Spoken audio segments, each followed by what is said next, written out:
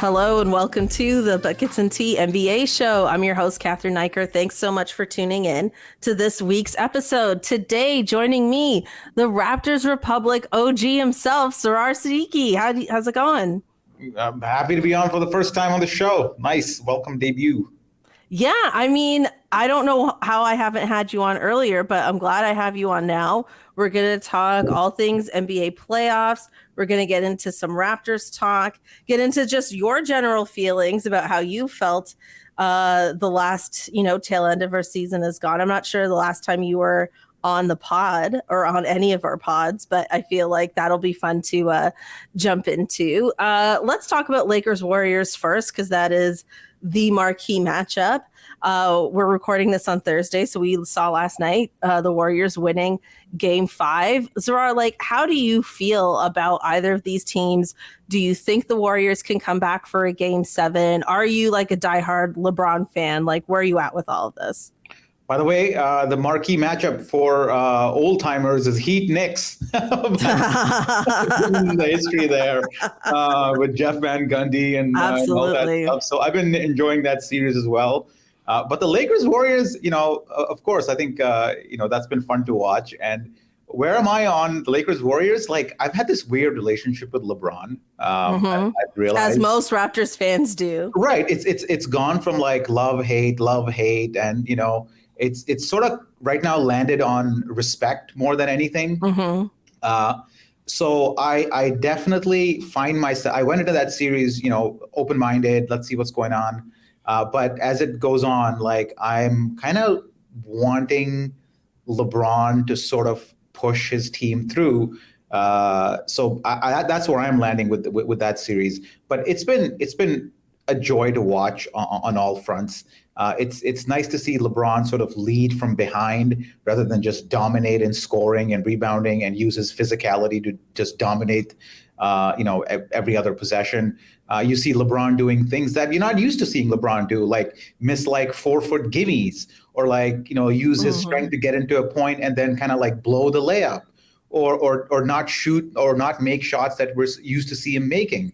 And to see him change from winning games by just being dominant to being more of a facilitator, but not facilitator as in the assist sense, but facilitator as in the kind of court leadership sense, and using that to drive people has been a joy to watch. And on the other side, I have a couple of people I talk NBA ball with, and I'm I've always thought Steph Curry has been in the in the conversation for best player in the league for, I don't know, man, 10 years straight. I think the dude is the greatest shooter of all time.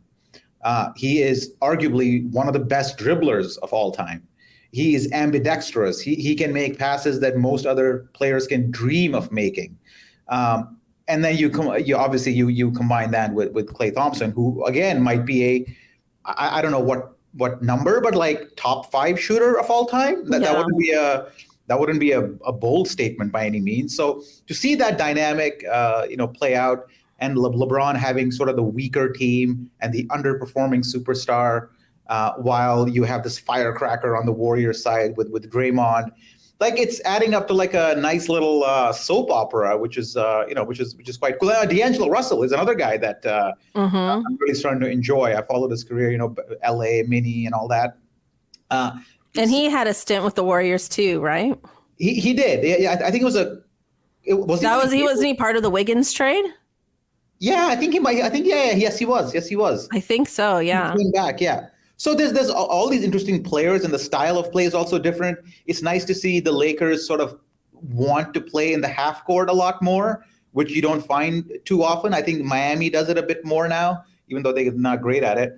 But it's nice to see the half court make a pseudo comeback in this series, versus the Warriors, who obviously like to operate more in transition. So lots going on in that series. I agree. It has been a joy to watch. I think we're kind of at a place in our fandom where we can just appreciate the greatness and we're not taking it for granted like maybe we did when we were younger perhaps. And yeah, I completely agree. Like I am a Warriors fan outside of the Raptors. And I also think I just have a long legacy of rooting against LeBron, and why stop now? That's kind of how I see it. But I do think when, all said and done and he retires, I'm going to miss him a lot. Like I've never enjoyed rooting against someone more than I've enjoyed rooting against LeBron, if that makes sense. You know what I mean? Like he's my NBA fandom's greatest foe. And I love that. Although with that being said, if they get past this Warriors series, I think I do want them to win it all, because I think it'll just add so much to LeBron's legacy and I'll really enjoy that. But I think if they end up seeing the Heat in the finals again, there's no way I could root against Kyle Lowry. Yeah, I think I the other day I was talking to Sam, and we actually compiled a list on who I would like to see win the title, and my order was this: Miami, Denver, Lakers, Knicks, Warriors, Suns, Sixers, Celtics. Wow. Do you want to walk us through that a little bit? Sure. Let me. So Miami because of Kyle Lowry, Denver because they're kind of like a small market team. Jokic is a low key player. It's nice to see like low key guys get some success. Mm-hmm. The Lakers because of LeBron, and the Knicks because I think it's just healthy for the league to have a good team in New York. I'm not a Knicks fan by any means. So the league hasn't been healthy in 20 years. It's healthier for the leagues. It's healthier for the league to have the Knicks be good because New York's a big market, and it just adds to it the lore of Madison Square Garden and all that. I think like Madison Square Garden is arguably not a home court advantage for the New York Knicks. You know what I mean? Because it's just such a big stage for everyone else who goes there, and there's something about the Knicks fans just crumbling that I find very enjoyable. Mm-hmm. I like MSG for a couple of different reasons. One, they were one of the first arenas that had dimmed lighting, the theater lighting, which now a lot more arenas have. I think them and the Lakers had it at the old Forum. And I also like their piano player. They had their they had all these they had video of the guy from the top too. So the Knicks, where was I? And then the Warriors because they've won it before, and I like Steph Curry overall. The Suns are late because I don't want to see Kevin Durant succeed. I just don't. Then the Sixers, Celtics is interesting because for a second I actually had the Celtics ahead of the Sixers, meaning I'd rather have the Celtics win than the Sixers. But then I checked myself. I was like, what the hell am I saying? And the only reason I was in this little tussle in my head was because I just don't like Joel Embiid. Just don't like him. What is it about him? I think I don't like to see big men who can not dominate consistently, which is one of the reasons I have an issue with the way Anthony Davis is playing overall in this playoffs. You like with the inconsistent nights. I don't like the inconsistent nights. I don't like letting your defender off the hook way too many times. I know they're up in that series, the Sixers are, but I just feel Embiid applies himself, not consistently enough. Yeah, well, speaking of AD, like it's kind of confusing as of the time of this recording, whether in fact he did suffer a concussion or not. Like they put him in concussion protocols, but no one has officially come out and said that he did suffer a concussion. And then like him getting carried off in a wheelchair during the game. I hate to say it, but my first thought was Paul Pierce. And I was like, please don't tell me this man pooped himself. That was my first thought. But then I was also like, I hope he's okay. And then we saw him leaving. And then they were like, yeah, he felt woozy. The official reports are he felt woozy. And then it's like, okay, like don't we have the ability to know like if it is or isn't a concussion? And I feel like they don't want to explicitly say it was, because that puts him into a whole other set of protocols, and maybe that means he's not available for the next game, which is kind of shady. It's kind of the same reason you hide the fact that you had COVID. Right. Yeah. A random illness of all the symptoms of COVID. Yeah, exactly. Yeah. I hope he's okay. These playoffs overall are the best ones that I've enjoyed in recent memory. That's for sure. I completely agree. I think the NBA parody has really like opened everything up. I have been shocked many times over, and it's only the second round. I will say, wait, do I have something to say about this series? Oh, yeah. One thing I wanted to ask you about Lakers Warriors before we move on to everyone else, and we'll talk more about Embiid. Do you think the Warriors can come back in 7, or do you think the Lakers have this? No, the Warriors can definitely come back. They could definitely come back. With that kind of firepower, you are never out of a game or a series. So I would not, write them off by any means. So in fact, I don't bet on sports as a rule, but if I had to bet, I would probably put some money on the Warriors. But you also mentioned something interesting about parity. Usually, when you get parity sometimes comes at the expense of quality. Where the quality of play dips across the board because maybe you don't have enough good players across the league. But what's different about this postseason is that you have parity, but the quality of play has not dipped. It's been quite high for the most part, so that's been enjoyable. Yeah, that's actually a great. That's a great point. That's a great way to put it. I've felt the same way. I think I can't bet against the Warriors, but I do feel like LA has a lot of momentum in their favor pending Anthony Davis's health. Obviously, that would be a massive blow to their team, but I just feel like they've gotten the support from their supporting cast, so to speak. We had that big Lionel Walker, the 4th game, and I just feel like they have guys stepping up for them the way the Warriors did last year.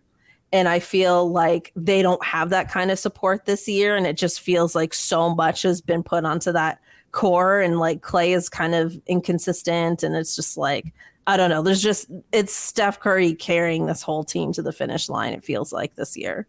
It is. It is. And, on a Canadian note, as good as Andrew Wiggins has been he's still sort of a role player for them. And I really wanted Andrew Wiggins to, I don't know if you remember when Andrew Wiggins was in college in KU, there was a lot of hype. There was a whole tank for Wiggins movement. People wanted to ship Kyle Lowry. In fact, Masai, wasn't the rumor that he actually did try to trade Kyle Lowry, and the Knicks are the ones that actually rebuffed the move at the end. So there was a lot of hype around Wiggins at the time, and I don't think he's necessarily panned out to expectations. I was hoping that he would sort of become a tier 2 player in this league, but he sort of found himself as a role player, which, good for him. But I just thought he would maybe be the take over the mantle of, Jordan Poole maybe, but that's not happening. Yeah, I mean, I feel like with Wiggins getting traded to the Timberwolves, right, that Kevin Love trade, I feel like he just got put into a culture that wasn't about winning. And then I think that to some degree probably hampered his growth, right, and his development. And then I feel like with the Warriors, he was really able to kind of reinvent himself, which he desperately needed. Like it felt like almost like a bit of a Hail Mary when the Warriors took him in. And then obviously last year it really paid off. But like Jordan Poole, like he had a decent game 5, but overall has had a pretty disappointing playoffs. He's really disappeared for them. And I feel like he's like a difference maker for this team. And I don't know if that goes back to the Draymond Green punch or like, what that is, if it's just like personalities have clashed all season long or what. But I mean, I wouldn't be surprised if they move him in the offseason, regardless of what happens. I agree. He needs a fresh start somewhere. I think I saw a report when I was just browsing the news that like there are rumblings of people saying he needs to, quote, get out of Steph Curry's shadow. I think that's hilarious. I don't think that's true, but But yeah, I do think they'll probably end up moving him regardless of what happens. I hope this series goes to a game 7 because I want more of it. I just don't want it to end. But I do think the Lakers have a lot going for them. And I have doubted the Lakers this entire playoffs. Yeah. I think any if I, I'm when I said put money on the Warriors, I kind of was thinking of the ROI of the money coming back. The likelihood of who's going to win the series. Yeah.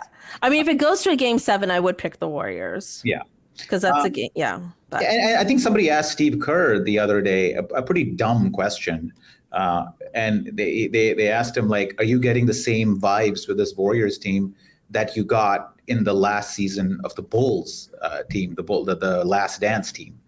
And I was like, man, that's.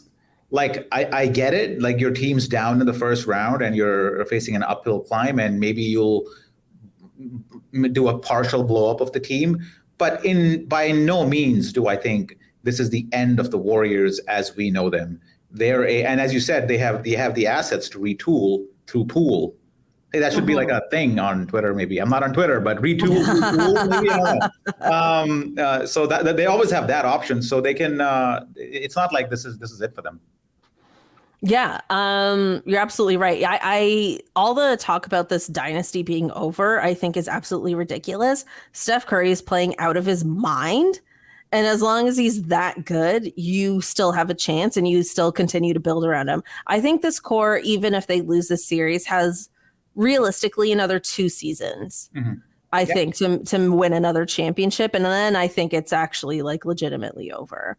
Yeah. And it's not like you have I don't think we've had since, I don't know, a decade. I mean, the last time I can think of is like maybe the Warriors or the Spurs or not the Spurs, like the Lakers with Shaq and Kobe, or the Warriors with Steph, or you go back to the Bulls with Jordan, where you had an absolute freaking wall in your conference which you can't get past. Don't even bother trying.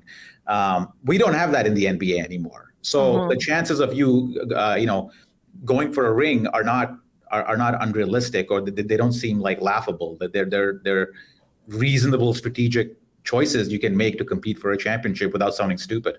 And whoever wins this year, the odds of them repeating, very little. Yeah.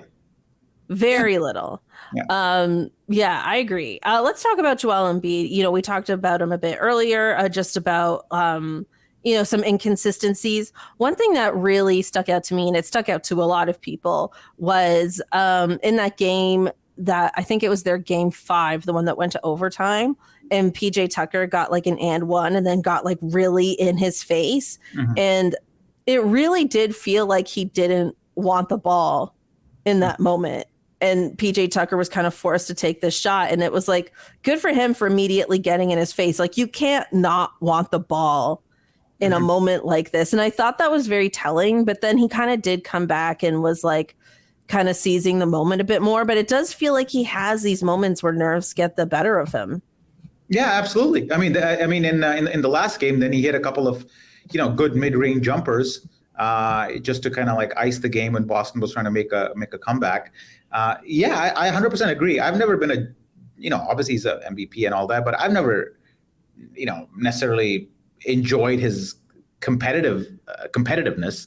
Like, I don't think he's as competitive as he should be, or at least I don't think he's as competitive as much a player needs to be for me to enjoy them.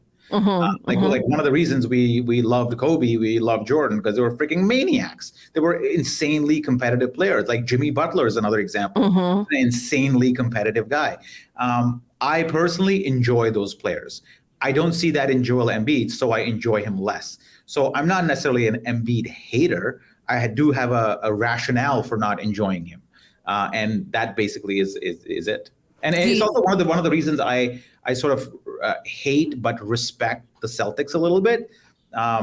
Maybe not this Marcus Smart, for example, like very competitive players who like leave it on the floor, as the proverbial saying goes. I enjoy that, and I don't sense that from Embiid.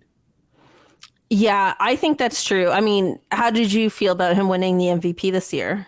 MVPs. I mean, I don't like these awards. I think the best thing the NBA did is to release those like player survey results, because I care way more than what your peers think of you than what somebody who watches 5 of your games thinks of you. Yeah. I mean, the media is, I honestly don't think in any position to vote on who the best player in the NBA is. They don't, I mean, even though there's like League Pass and all that, they don't watch enough games. They have too many biases. Just like you and I have our favorite players, they have their favorite players. There's too much going on there for me to kind of like take that as a yeah, you're the most valuable player in the NBA. No, I don't think so. Not for me. Right. Who would have been your MVP? Jimmy Butler. Really? Oh, that's so easy to say now. No. I'll tell you who. Like, that's a good question. What the hell does an MVP really mean? It's always like, is it the best player in the league, or is it the person who was most valuable to their team and contributed to most to the wins of that team? Well, I mean, if you're going to go by that definition, I don't think the Lakers are winning any games without LeBron. I mean, he's really the quarterbacking the entire thing, on most nights. Man, I don't know about that question. That's fine. It was not on our list. I'd give it to. This is not hindsight. The person that I enjoy the most in the league has been Curry for a while, because I'm a little guy, so I respect shooting and I like shooting. So I've always loved Curry. Yeah, I mean, some of these greats like LeBron and Steph, it's like weird when like you look back at their whole career and it's like, wait, why do you only have like 2 MVPs or something? You know what I mean? Curry has 2, I believe. Yeah. Anyway. I remember on this MVP note, I remember in the Last Dance year. No, sorry, not the last. Yeah, the Last Dance year. The second Jazz championship. The third Bulls championship. The second time they met Utah in the finals. Sorry, I'll correct myself. The year before the Last Dance, Jordan had won MVP the year before when they beat Seattle in the finals with Sean Kemp and Gary Payton. And in the next year, Karl Malone had an amazing season, and they gave the MVP to Karl Malone, which I thought was freaking stupid. I was like, what are you saying by giving Karl goddamn Malone? Like, he's just so impossibly unlikable. Well, at the time, we didn't know all the stuff that we know now about Karl. No, I think he was unlikable at the time. He was he was the hick from French Lick, kind of like. I mean, I remember. Like, that's Larry Bird. My bad. But he was the hick from Jazz. I don't know. Probably. I have this like vague memory of watching those games as a kid, and he did this like weird thing where he would like talk to himself at the free throw line, and I was like, why is he doing that?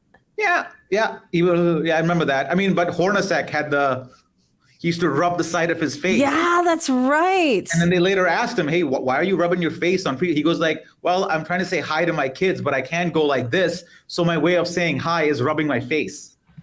Well, that's cute, I guess. I don't know. That team just had a vibe. They just had a villainous vibe about them. That's all I can really say about them. But I think with this series, like with going back to Sixers and Celtics, I think the Sixers need it more. Like if they lose in the second round again, I don't know what happens with Doc Rivers.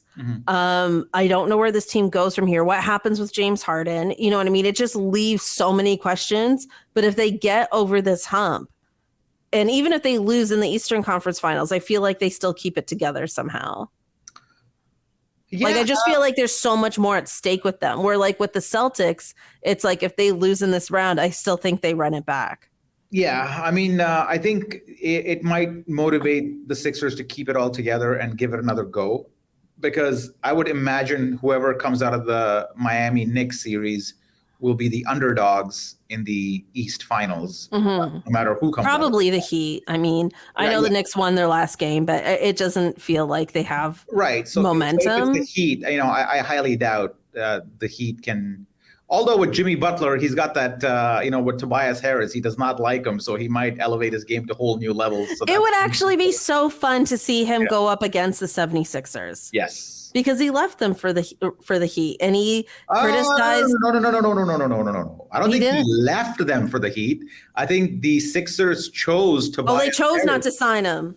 And there's right. There's a clip of Jimmy Butler, like I think after beating the Sixers, he yells in the hallway. He's like, "Tobias Harris over me." Like it's I forgot about that. You're absolutely right. Yeah. That would be an awesome series to watch. Actually, I'm rooting for that now. I had the Celtics winning, but my bracket has exploded like 10 times over already, so that's fine. Okay, let's talk about your Heat Knicks for a second here. I say your Heat Knicks because I actually do remember those rivalries. I'm also old, but I did enjoy those rivalries. I cannot believe this Miami Heat team turned things around the way they have. I mean, I still remember the fact that they lost in the play-in against the Hawks. And it was like a brutal loss. I thought this team was over. I thought they were going to blow it up. And then now here we are. And it's like they are Eastern Conference Finals bound once again. I mean, I guess I'm jumping to conclusions here. Sorry, Knicks fans, but I kind of am. And, I don't know. I think they have a shot against either the 76ers or the Celtics. The Heat are interesting because they don't have Tyler Hero. Yeah, they've been to. I think it's Hero. Yeah, which is a huge loss for them, right? That's massive for them because he did a lot of things for that team. They're getting production out of Max Strus, man. That dude huge. He's really stepped up. He has stepped up, and I think Kyle Lowry has settled into a backup role nicely. Jimmy Butler, you just know that he's going to elevate his game. I think Bam Adebayo at the point, which they play a lot in a ball handling situation, has worked out for them. I think so. I was kind of thinking about taking a Raptors angle at this, is that why don't the Raptors have an equal amount of success with Pascal running that kind of the point forward as much as the Heat do with Adebayo? And I thought about this a little bit, and I saw some tape. I didn't sit down and break down tape, but I just watching the games. The Heat are they just have a lot of shooters that come off screens. And the Raptors just don't have that. So Adebayo has plenty of options to hit coming off down screens or on the wing or flares. And there are players who are actively trying to get open into a particular spot, which they know they'll receive the ball there and they'll shoot. And they also happen to be half decent shooters. Well, whereas the Raptors, in contrast, sort of Pascal brings it up, and I'm not sure what's going on. Yeah, I don't think he knows what's going on. I don't think he knows what's going on either. Yeah.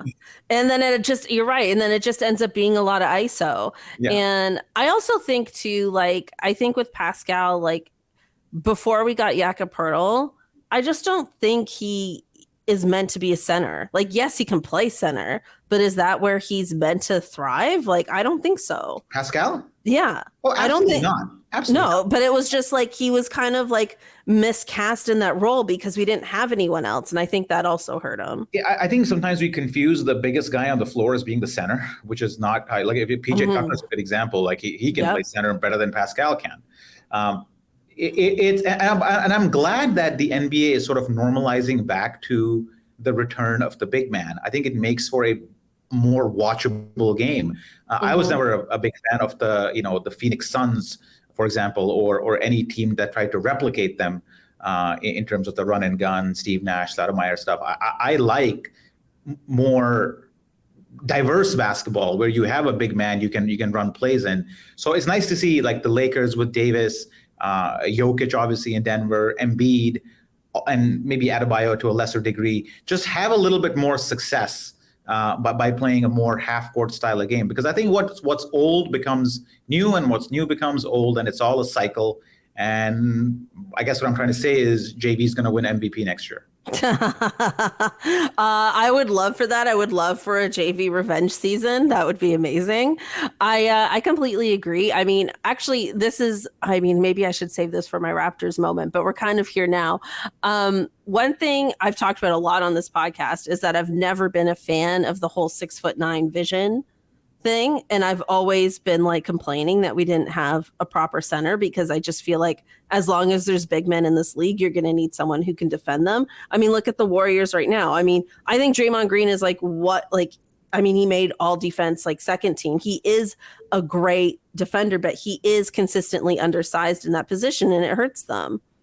It's not a 6'9" vision. It was a 6'9" hallucination. Thank you. Oh, that's a good quote. But I will, it's always, in hindsight, is always 2020. I'm on the record. I think I wrote a piece about this as well, is that the 6'9" thing was an experiment. Like, it's not like we were going anywhere, right? Mm-hmm. It's not like the opportunity cost of going with a 6'9" experiment was something great. It's not like we passed up on a title or we missed out on some crazy opportunity. Like, we tried something different and it didn't work, which is okay. Did we try it for too long? Maybe 3-4 months too long, but I don't think it was more than that. It's not like we wasted, like, if you want to make a contrast to previous Raptor organizations, Brian Colangelo wasted freaking 4 bloody years on Andrea Bargnani. Yeah. Right. So it's not like we didn't cut our losses when we saw that the ROI wasn't there. So I'm okay with the 6'9" experiment. And I think I can see where Masai is coming from, because as much as we'd like to tell ourselves, Toronto is still not necessarily a market where people are dying to come and play. I think it's gotten better over time. I mean, we're a great city, love Toronto. Everybody who comes here loves it, but it's not your first choice when you are trying to make free agent decisions. So you have to sort of innovate, and, necessity breeds innovation. And in this case, this was an attempt at innovation, which I appreciate. And I don't necessarily hold the Raptors at fault for trying it. Again, as I said, maybe a little too long, but overall, I think it's a fair play. Yeah, I think that's a very fair and respectable way to look at things, as opposed to the emotions of most fans that get up in arms about it, maybe myself included. Well, let's move on and talk about the Raptors a bit, because we're kind of already here. The All-NBA teams came out, and Pascal Siakam did not make the list, unfortunately, which means he doesn't qualify for Supermax. I mean, first of all, talk about, like, I personally think it's absolutely ridiculous that the media would have such sway. Like, for the media to have a say in who gets a Supermax and who doesn't based on these votes, I think is like way too much power. I agree. It's way too much power. Like, it is absolutely wild that that's even a thing. But with that being said, how does this affect Pascal's offseason now? I don't know how I'm sure he's disappointed in it. I don't think he deserved an All-NBA team by any means. I think whenever you're voting, but I agree with you. I don't think media should be voting on this. I think we should look at peer voting, if anything. Yeah, players, coaches, which means hell of a lot more than anything else. But even that feels weird to dictate your performance. But I guess that's how organizations work too. Like, if you work at a company, you get peer feedback, and your peer feedback determines how well you do in your organization. So I guess it certainly makes more sense. But if you work in a regular company, can you imagine asking if you work in a bank, can you asking a stock market analyst to determine your pay raise? It makes no freaking sense. So it's the same analogy here. Why would you get somebody else who has who knows nothing about how you work, only measures the output on the box score to determine what you think? It makes no sense. How does it affect Pascal's offseason? I don't know. It doesn't? Why would it affect his offseason? Well, if he doesn't qualify for the Supermax, doesn't that less hard now, or what? No, but I mean, I think in some respects, it kind of opens up some questions in terms of not that he wouldn't re-sign with Toronto or anything, but it would give the team more flexibility in terms of moving him. Do you think that's something they're considering? I think I don't know what they're considering, but I don't think anybody's off the table. I think Pascal is one of them. I think he's at the age where you have to, ask. Maybe you could have asked that even last summer. I think the question was valid last summer as well. Is that, has this guy kind of hit his plateau? Yeah, I think if Samson was on this podcast, he'd give you like 40 different stats and 18 different videos to say, no, well, he's doing this differently now than that. And all those would be valid points. But macro level, has he transcended into a player that can be the first option on a championship team? I don't think he was that last year. I don't think he's this year. And expecting him to be that, I think, is setting yourself up for disappointment. I know that sounds harsh to some people, but I just, I'm an old head, so I kind of make my mental models go. But I still think in terms of you need a main big dog to build a championship team around. I don't think there are too many Detroit Pistons type teams in this world where you have like like the 04 Pistons. Yeah, the 04 Pistons, like who's the last team that I would think did not have a legitimate, like a number one superstar and won the title. I don't think there's too many of those around, and I don't think the Raptors currently possess a player who will become that. Maybe Scotty Barnes, maybe, but they're certainly not Pascal. Yeah, I agree. I think we all kind of realize that he probably is like the second best player on a championship team.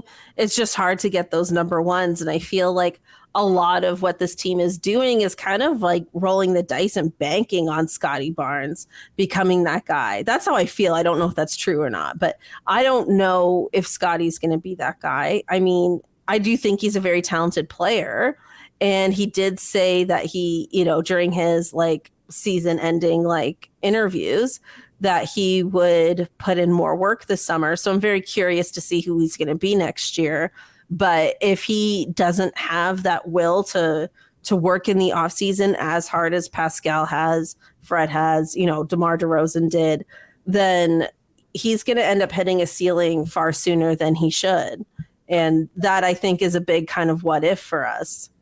Yeah, I mean, that's where culture comes into play, right? I think that's what Masai sort of stressed in his presser as well, is that, you will have, I think you made the point earlier about Andrew Wiggins and how he was in a losing culture, which maybe affected his development. I think one of the dangers of losing is that it creates a culture of losing. And I think Masai is smart enough to recognize that. And he probably has made some calculation in his head, which basically says that if the Raptors keep on losing, it will result in poorer culture, and it will result in players exactly like Scotty Barnes not developing to their full capability. So I think that calculus has gone into the management's head, and I think that's why they made the coaching change, because I think the culture was starting to slip. I don't think this team necessarily liked each other, to be honest with you.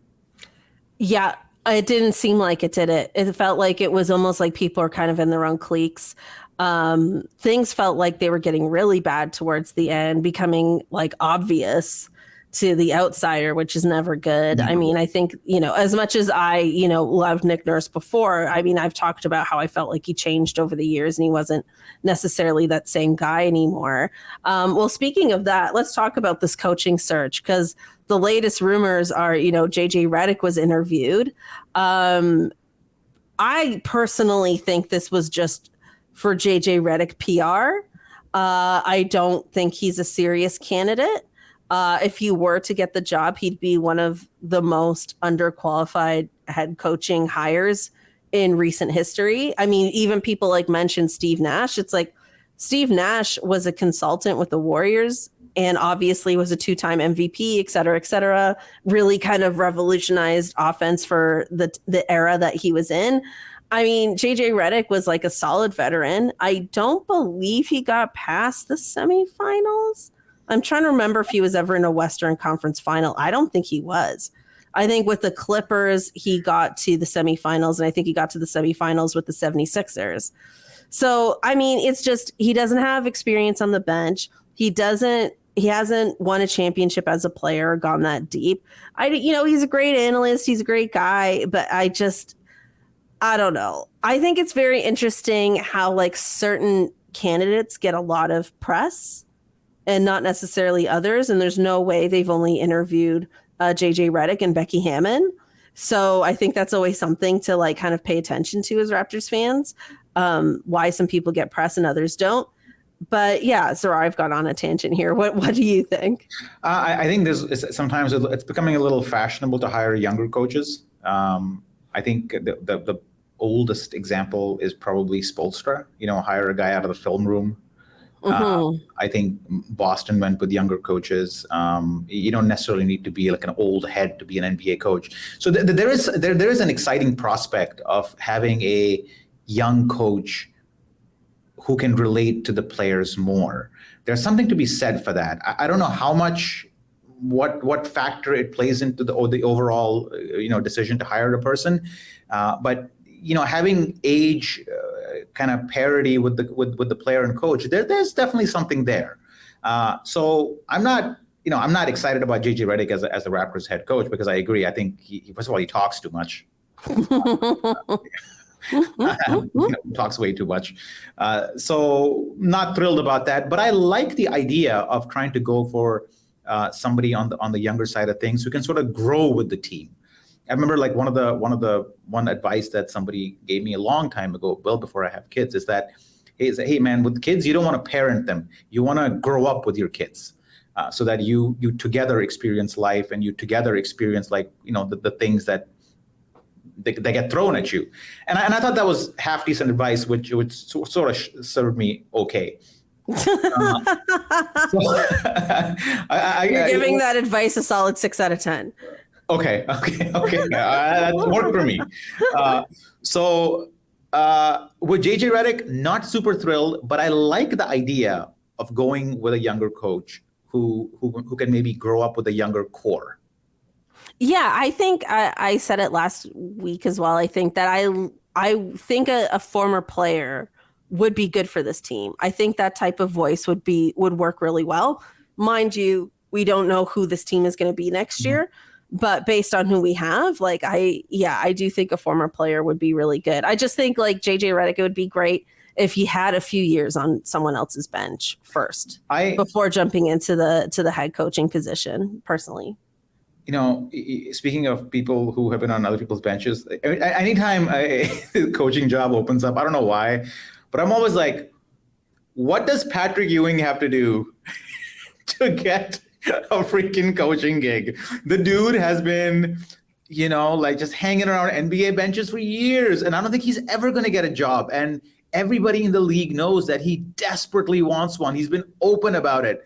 I don't know how he interviews, but it can't be that good, because man, oh man, the dude, like I thought he kind of gave up on it, but I must be wrong. Yeah, he gave up on it now. Like, I mean, yeah. I mean, I have no idea why. I mean, Oakley had it. He tried it for coaching, then he decided it wasn't for him too. Yeah. But like, is Patrick Ewing on a team right now? I think yes, he is with some NBA club. I'm not sure which one. Oh, okay. Interesting. I mean, yeah, I don't know how many people the Raptors are interviewing. Mm-hmm. I mean, they're definitely taking their time with it. Also, okay, low key, I feel like it's not talked about enough. When you think about the coaches that are available, if the Celtics lose this series, Joe Mazzulla could easily get fired. That would be like a very hot ticket for any coach. If the Suns lose against Denver, Monty could be out. And then that would be a huge get as well. So I just feel like the coaching vacancies aren't totally like complete yet, which kind of makes me laugh when like Ime Udoka signed with the Rockets and he said this was the best situation. I was like, the situations aren't over yet. I mean, then suddenly like Mike Budenholzer loses his job and I'm like, I'm pretty sure Milwaukee would have been the best situation actually. Yeah, to be honest, yeah. Of the people you named, none of them excited me. Honestly, I don't. I would actually rather go and try to find a new head coach who has not been a head coach before, rather than go with somebody who kind of everybody knows what they're all about. I'm speaking from a fan's perspective. I think there's something exciting about a new direction or new ideas. And I think when you recycle coaches from other teams, you kind of get the similar playbooks. And So I'm just, as a fan, I'd like to see somebody who has not been a coach before. So, which is one of the reasons JJ Redick excited me. But again, not JJ Redick. The guy talks too much. Well, that's why I wasn't a huge fan of the Mike Budenholzer talk that was happening, like literally like doing like a coaching swap with him and Nick Nurse. I was like, no. How that guy, it is inexcusable. I mean, high school coaches can get fired for this. How he did not call a timeout in regulation when Butler scored there. Like that is an automatic timeout. And I had this debate with a couple of people, and they're like, well, players can call timeouts too. Yeah, but they shouldn't have to. Your job is to monitor the clock and manage the game. And that shot goes in, you run to the court with tea in your freaking hands. And the fact that Milwaukee was not able to call a timeout, it's like it's one moment, but it, I think, speaks volumes. It's sort of analogous to that moment in Game 3 against LeBron, where Casey allowed LeBron to get a shot off. Yeah, and hit the game winner off the left side of the court. It was like just not being situationally aware, and how a coach cannot be situationally aware in that key moment of the season just blows my mind. Yeah, and I think like his lack of willing to make adjustments. It's not that he wasn't able to. I think he just wasn't willing to. And I think like that's actually a big part of his legacy. Also, too, I think like, when people are talking about Nick Nurse to the Bucks, like I think Nick Nurse needs a year off at least. I think he needs to regroup. And I think he needs to kind of find himself. He needs to find his 2019 self again somewhere. And then maybe he can resurface a bit, probably with Budenholzer as well. I think he's been going through some personal stuff. And yeah, I agree. How do you feel about Jerry Stackhouse? So rounding off the Nick Nurse thing, I think the success sort of went to his head a little bit. That seems to be the consensus. I agree. Just a little too many bands and calendars coming out in his name. I know. It's all my fault. It's all my fault. I like Stackhouse. I enjoyed Stackhouse as a player. I thought he was a hard-nosed North Carolina guy. I love North Carolina players, so big fan of Stackhouse. I think he's paid his dues in the league. Would love to see what kind of ideas he has. Give me Stackhouse over JJ Redick any day.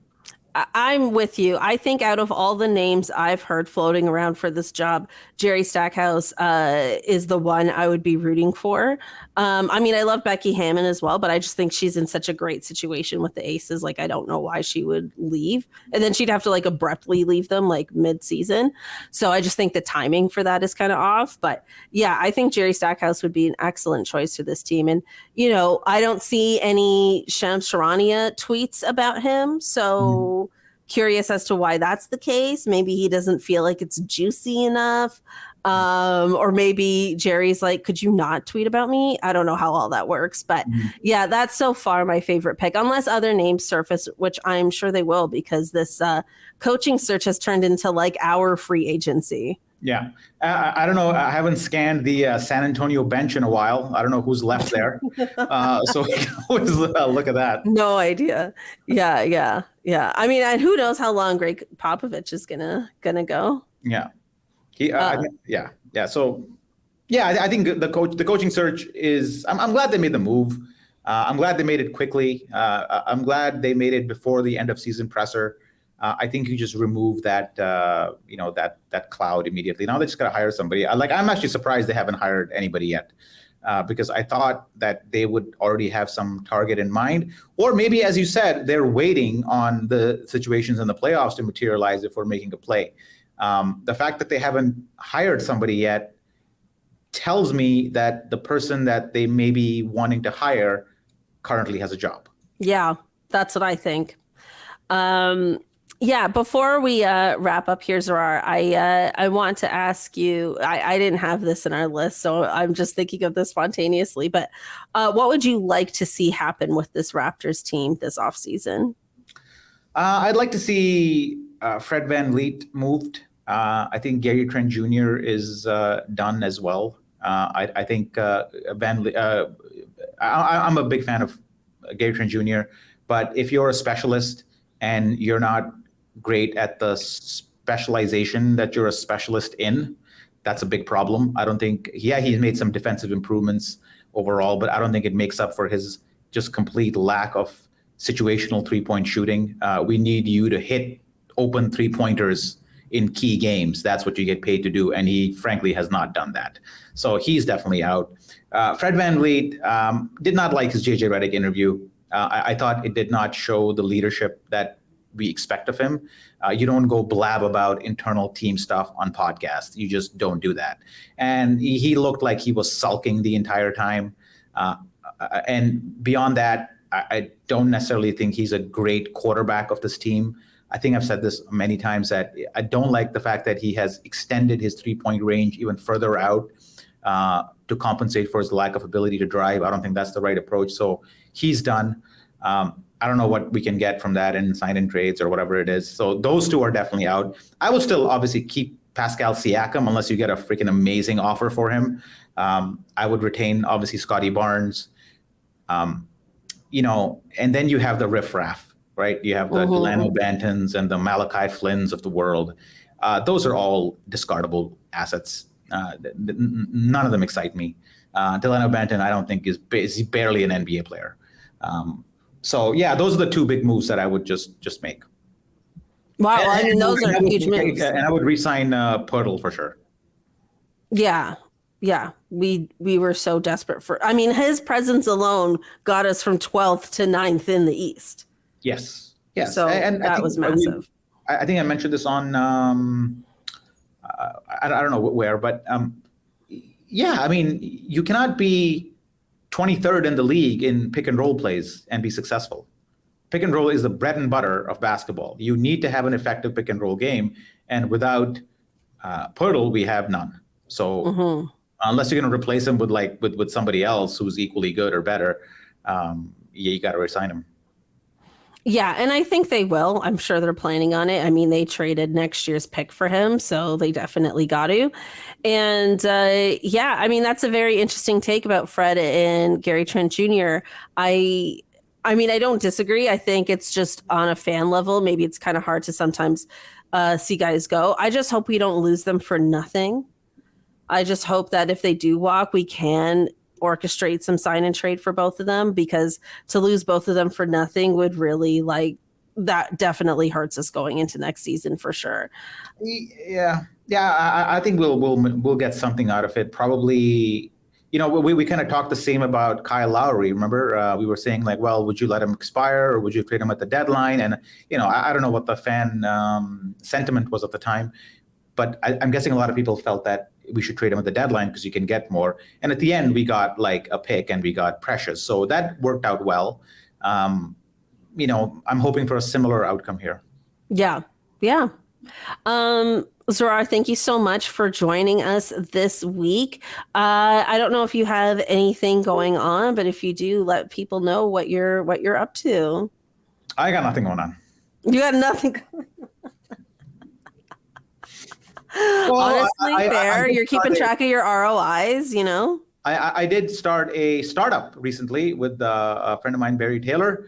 It's called love Barry. That's huge. Yeah, we started mycomedytickets.com, which is a site which sells comedy tickets, and it streamlines a lot of the industry's processes like payments to club owners and so on. So we started this in late March. And we just crossed 350 orders. So we're hoping to grow that. Amazing. Well, listen, if you're going to a live stand-up comedy show, look out for that. What's the website again? It's called mycomedytickets.com. We're still adding shows. But by the way, I speaking of comedy, I do want to say, I kind of threw you right into the lion's den at the RR Live podcast where I was like, hey, here's Cathryn, and you're doing a stand-up set. And I don't think anybody was expecting a stand-up set. No. It was great. But it was still, I remember, man, I should have set this up a little bit better. Yeah. I kind of, everyone was a little confused. I was like, I'm still going to finish my time. And then I did. I still had fun. A lot of people told me they enjoyed it, even though some people looked puzzled. Also, as an audience of almost all men, which is not something I typically do. So, there was that. But that was fun. Are we going to do more live events, you think? We are going to do a live draft party I just got to look for a venue. Oh, If you have any ideas, let me know. We gotta book it. yeah, definitely. I'm gonna have to start shifting my focus to that probably after this weekend's WNBA game, which I'll be at, which is gonna be really fun. Zarar, thank you again. Thank you everyone for tuning in, and we'll catch you next week. Bye. Thanks for having me.